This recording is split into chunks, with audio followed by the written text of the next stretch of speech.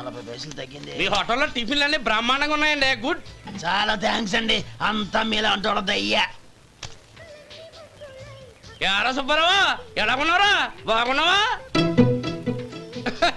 అలాగే మిగతా చిల్లర ఉన్నా. మిగతా చిల్లరేంది? మిగతా చిల్లర ఏందంటారేంటండి?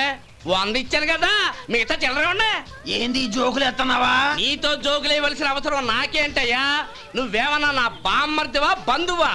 మర్యాదగా నేను ఇచ్చిన 100లో నీ 32.5 తీసుకుని మిగతా చిల్లరే. అరే అసలు 100 రూపాయలు కూడా చిల్లర పడ్డావేంటి? నీకు ఏమన్నా మతిపోయిందా? మతిపోయింది నాకు కాదు, నీకు. ఏమండి విన్నారా? ఏమండి నా బిల్లు 32.5 అయింది. నేను 100 ఇచ్చాను. బిల్లు 32.5 తీసుకుని మిగతా చిల్లరమంటే అసలు నేను 100 ఇవ్వలేదంటే ఎందుకయ్యా అబద్ధాలు ఆడతావు? ఇచ్చే ఉద్యానంటే ఒక బసరైపోద్ది. వచ్చారంటే పెద్ద పెద్దరాడి తీర్పు చెప్పడానికి ముందు నువ్వు బిల్లు కట్టు. నేను బిల్లు కట్టడం ఏంటయ్యా బాబు? ఇప్పుడే టిఫిన్ చేయడానికి వస్తుంటే. మరి ఇంకే 9 హోల్స్ మూసుకొని లోపలికి తోపి తిను. ఎల్లు. ఏంటి మావా గొడవ? చూడరా మధు, డబ్బులు ఇవ్వకుండానే 100 రూపాయలు ఇచ్చి అబద్ధం ఆడుతున్నాడు. ఇవ్వలేదంటావేంటయ్యా? కావాలంటే గల్లా పెట్టి తీసి చూడు, 100 నోటు కనపడతాయి. చాలే ఊరుకోవయ్యా. ఎర్ర చీర కట్టుకుందా నా పిల్లమే అన్నట్టు గల్లా పెట్లో ఉన్న ప్రతి 100 రూపాయలు నీది అయిపోతాయింది. ఇంతకీ ఏం సార్ మీరు అనేది? అన్నానికి ఏముందండి, నా బిల్లు పోను మిగతా చిల్లర ఇస్తే నేను వెళ్ళిపోతాను. మీరు ఆల్రెడీ 100 ఇచ్చారు కదా. అవును. అదేంటి? ఇంకో 32.5 ఇస్తే సరిపోతుంది. ఇదేంటయ్యో తిరగాసుగా మాట్లాడుతున్నావు? నా బిల్లు 32.5 కదా. మీ బిల్ ఏది? ఇదిగో. అయ్య బాబాయ్, తెగ మాతో 32.5 నోటు 32.5 ఎలాగైందయ్యా? మీరు 100 ఇవ్వకుండానే ఇచ్చినట్టు. This is cheating. అయినా నేనంత తిన్నానన్నానికి సాక్ష్యం ఏంటి? మీరు 100 ఇచ్చారనడానికి సాక్ష్యం ఏంటి? నేనే. మీరు తిన్నారనడానికి సాక్షి నేనే. ఏయ్, నీలాంటి వాళ్ళని నా సర్వీస్ లో ఇంతమందిని చూశాను. అనవసరంగా గొడవ ఎందుకు కానీ మర్యాదగా కట్టేసి వెళ్ళు. తప్పదా? తప్పదు. ఇవ్వకపోతే మెడ తిప్పేస్తాను. సార్ నా దగ్గర డబ్బు లేదు సార్. ముందు చెయ్యదులు. ఇది ఎంత ఉంటుంది? నాకే తెలుసు. ఇది కొట్టేసిన బాబతేనా? నాకు ఎట్టా ఉంది? బాగుంది. అయితే నువ్వు వెళ్ళు. వెళ్తానండి. ఏయ్, ఇలాంటి చౌకబారు వేషాలు ఇంకెక్కడా వైకు. కాళ్ళు చేతులు తీసేస్తారు. అలాగేనండి. ఒరే సొంటి, మధుకి వచ్చే నెల నుంచి నెలకి జీతం 100 రూపాయలు పెంచా. నీకు వచ్చే నెల నుంచి నెలకి జీతం 100 రూపాయలు కట్ చేసి వెళ్ళి పని చూసుకుని వెళ్ళండి. మాస్టారు వస్తున్నానండవయ్యా. ఇల్లు పోస్ట్ ఆఫీసు ఒకటైపోవడంతో నా ప్రాణాలు పోతున్నాయి. ఒక టైం లేదు, పాడు లేదు.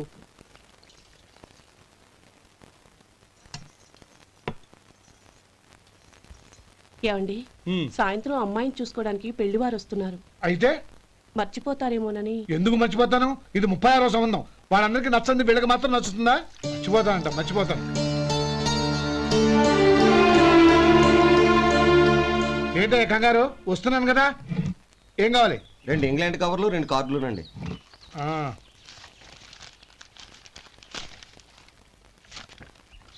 రేపు ఇవ్వండి. ఇదిగో. అరే గోపాలం, ఏంట్రా బయట నిలబడ్డావు? లోపల రారా. ఏం లేదురా, నువ్వేదో దుమదుమలాడుతుంటే లోపలికెందుకని బయటే నిలబడ్డాను. అవును, ఎవరి మీద కేకలేస్తున్నావు? ఇంకెవరి మీద? నా పీకి గుదిబండ్లా తయారైందిగా నా కూతురు, దాని మీద. ఇప్పటి వరకు దాదాపు 40 సంబంధాలు చూశాను రా. వచ్చిన ప్రతి వాళ్ళు ముందు లడ్డూలు తిని బాగుందంటారు, తర్వాత పకోడి తిని బాగుందంటారు, తర్వాత పిల్లలు చూస్తారు, వెళ్ళిన తర్వాత ఉత్తరం రాస్తామంటారు. అంతే. మళ్ళీ తుపాకి దెబ్బ కూడా దొరకరు. కారణం ఏంటో చెప్పరు. అంతా నా కర్మ. ఏ జన్మలో ఏ పాపం చేశానో ఏమిటో. అసలు దీని జాతకంలోనే ఇది చెందుందిరా. ఎవరినన్నా ఏ లాభం? ఏంట్రా మాటలు? అమ్మాయి బాధపడదు. కొత్తగా బాధపడటానికి ఏముందిరా? తిట్టి నాకు పడి దానికి అలవాటైపోయింది. నా సంగతి సరే, ఏంటి ఇలా వచ్చావు? ఉత్తరం మనీ ఆర్డర్ అంతేగా. రేయ్, నేను మాట చెప్తాను, నువ్వేం అనుకో కదా. భలేవాడివి, చెప్పరా. సంపాదించిందంతా తమ్ముళ్ళకే ఖర్చు పెట్టకుండా నీకంటూ కొంచెం వెనకేసుకోరా. నా గురించి నీకు తెలుసుగా. నా తమ్ముళ్ళందరినీ కష్టపడి చదివించి ప్రయోజకులు చేశాను. వాళ్ళు సంపాదించడం మొదలెట్టాక నా మొహం కూడా చుట్టం మానేశారు. ఇవాళ నా కూతుర్ని కనీసం గుమాస్తాకిచ్చి పెళ్లి చేయలేని స్థితిలో ఉన్నాను. నా పరిస్థితి నీకు రాకూడదని చెప్తున్నాను. నాకు అలాంటి పరిస్థితి రాదురా.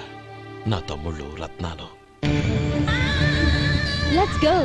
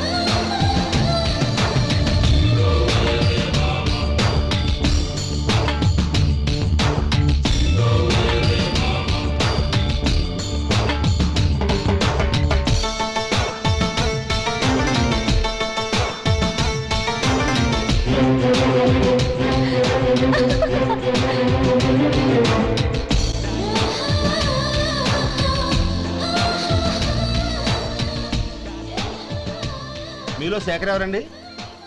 నేనే. ఏ? మీకు మనీ ఆర్డర్ వచ్చింది. ఇక్కడ సంతకం పెట్టండి. ఉమ్. రే మధు, అరే శంకరం బాబాయ్ మీరా? ఆ. రే ఓ స్పెషల్ టీ బై రండి కూర్చొని మాట్లాడుకుందాం. అలాగే. ఏంటి ఇలా వచ్చారు? ఏం లేదురా, ఆ. పట్టణం నుంచి పెద్దోళ్ళు ఎవరో వచ్చారు. మన ఊళ్ళో ఏదో ఫ్యాక్టరీ పెట్టబోతున్నారంట. తోట బంగ్లాలో దిగారు. సరే. వాళ్ళకి ఒక డ్రైవర్ కావాలంట, అందుకోసం వచ్చాను. ఆహా.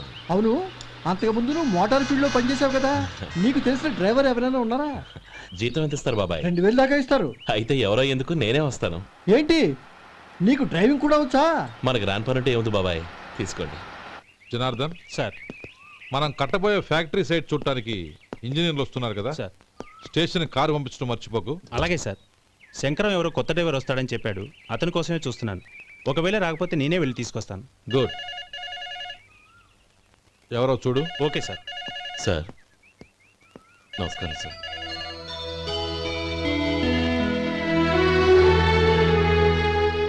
నువ్వు గోపాలరావు తమ్ముడు కదూ? అవునండి. నేను ఆ రోజే మీ అన్నయ్యతో చెప్పానే, పెళ్లి విషయంలో నా నిర్ణయం మారదని. ఎందుకు వచ్చావు? నేను అందుకు రాలేదండి. మీకు డ్రైవర్ కావాలని శంకరం బాబాయ్ చెప్పారు, ఆ పని కోసం వచ్చాను. ఓ ఐ సీ. లైసెన్స్ ఉందా? ఉందండి. ఓకే, ఆ కార్ తీసుకుని స్టేషన్కి వెళ్ళు. నీ కూడా మా పిఏ వస్తాడు. అలాగే సార్. ఇంకో విషయం, నువ్వు ఎవరివి ఏమిటన్నది ఎట్టి పరిస్థితుల్లోనూ మా అమ్మాయికి తెలియకూడదు. అర్థమైందా? అలాగే సార్. వెళ్ళు.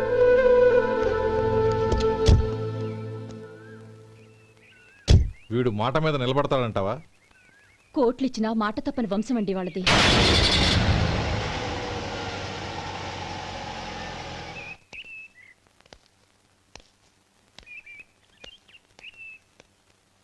నానమ్మ బియ్యం అక్కడ లేవే, ఇక్కడ ఉన్నాయి. ఆ మాత్రం నాకు తెలీదా? కింద పడ్డ బియ్యాన్ని ఏరుతున్నాలే.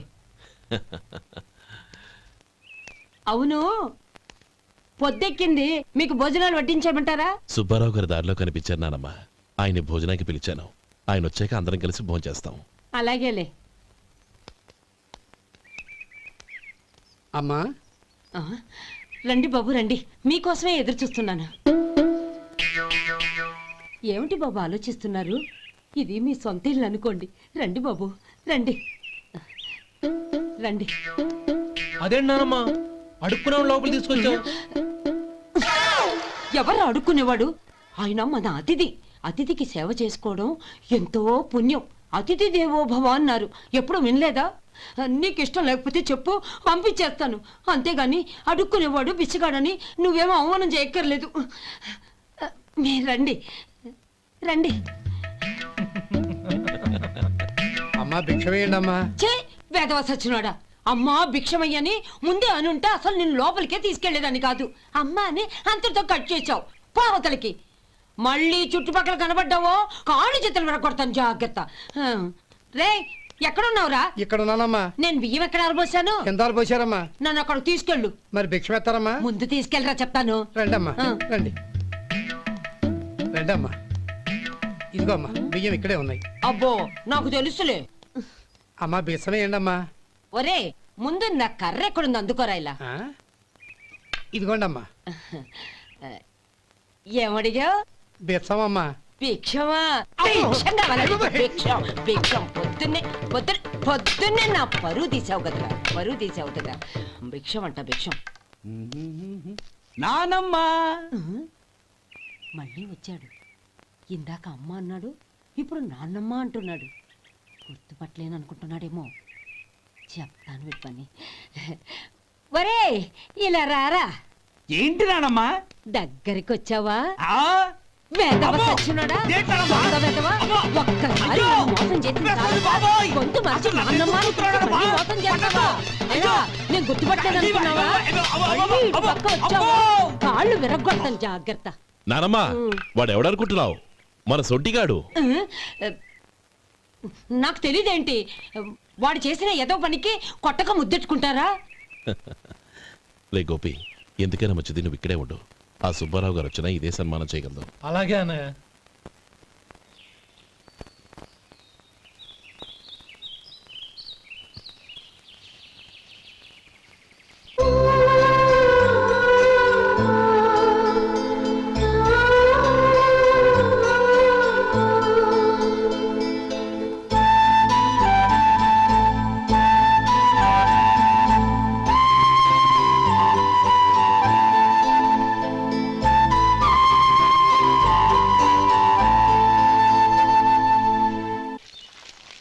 శంకరయ్య, అమ్మా నాకు కాస్త తలనొప్పిగా ఉంది.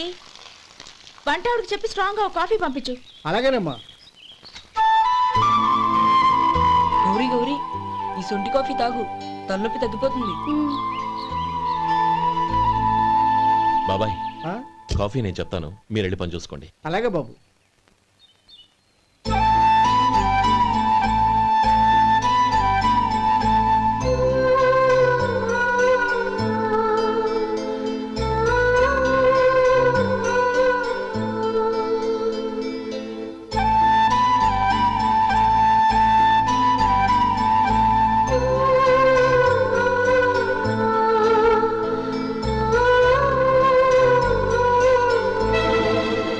ఏయ్, ఎవరు నువ్వు?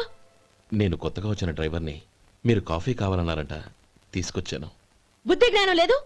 లోపలికి వచ్చేటప్పుడు తలుపు కొట్టి రావాలని తెలీదు. క్షమించండి, పొరపాటు అయిపోయింది. సరే సరే, అక్కడ పెట్టేళ్ళు.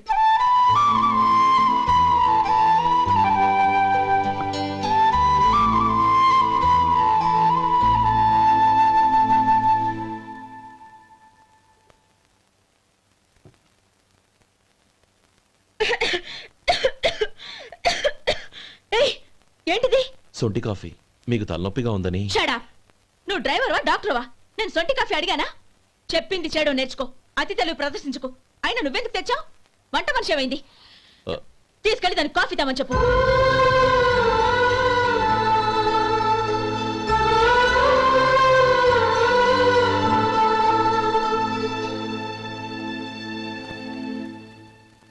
ఏమయ్యా, మసాలా వాడు ఉందా? లేవు. పొద్దున్న 500 వడలేసాం, కాలేజీలో స్ట్రైక్ అని తీసుకెళ్లారు. కాలేజీ స్ట్రైక్ కి మసాలా వాడికి సంబంధం ఏంటి? కొట్టారంటే తల పగలొద్దు. మా హోటల్ వడలంత స్ట్రాంగ్. ఒకే ఒక వడుంది, తెమ్మంటావా? అమ్మో వద్దు, దోశ చాలు. బతికిపోయాడు.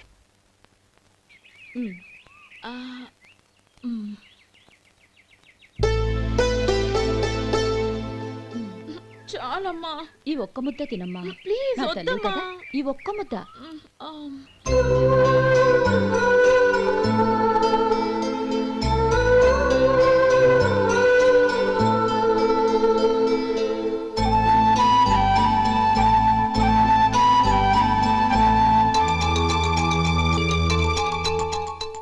ఈ డ్రైవర్ని చూస్తుంటే నా కొళ్ళు మండిపోతుంది. ఏ, అతని పద్ధతేం బాలేదు. ఎప్పుడు నన్ను రకంగా చూస్తున్నాడు. అతను అలా చూస్తున్నాడని నీకెలా తెలుసు? అంటే నువ్వు అతని వైపు చూస్తున్నట్టేగా. చూడమ్మా, చూపులకు కనిపించేది అతని శరీరం ఒక్కటే. అతని మనసులోకి చూస్తే నువ్వు అలా మాట్లాడవేమో.